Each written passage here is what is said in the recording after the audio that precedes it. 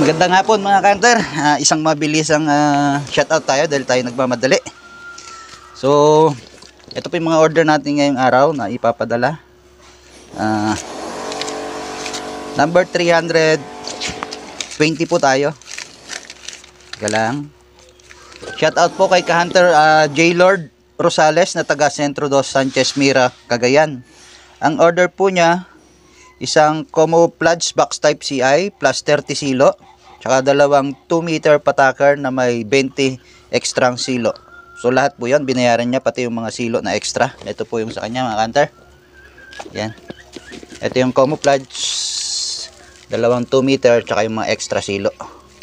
Ayan, papadala ko na kanter. 321 kay Freddy F.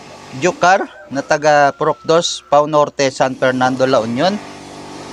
Ang order po niya ay isang box type brown tsaka 2 meter brown.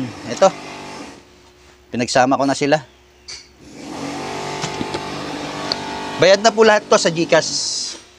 Number 322 kay Angelo Tanhay na taga Proctres, Ipil, Barbasa, Antique. Ang order po niya ay camouflage CI. Ito po.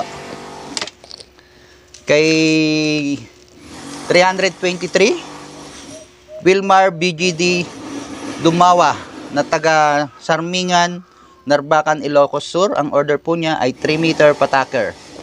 Ito yung sayo kanter, 3 meter patakar.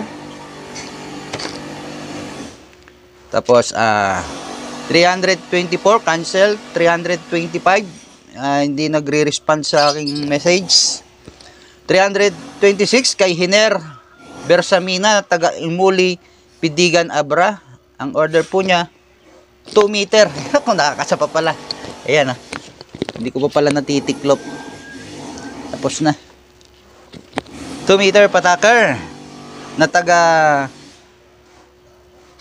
Imuli, Pidigan, Abra. Yun.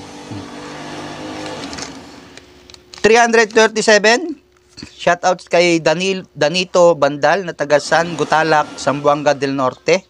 Ang order naman po niya ay camouflage CI. At ito, shoutout na rin natin yung mga nag-order ng mga paltak. Kay Samuel Panganiban na taga Barangay Hukay, Calatagan, Batangas. Ang order po niya ay 6 na pirasong paltak. Yan 6 pieces po ito.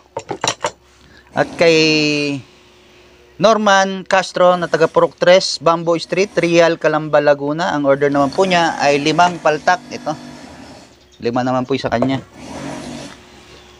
At ito naman po ay order lang na to. Si Kanter Ryan Agpao ay silo lang, yung mga pabilog lang ang in-order niya. Kaya na taga Barangay Uno, San Roque, Bitar, Ilocos Norte. Ito na yung sayo, Kanter. O yun, yung mga order ngayong hapon. Tara na sa GNT. Anong oras na Alas 3:14 na. Kaya bye bye.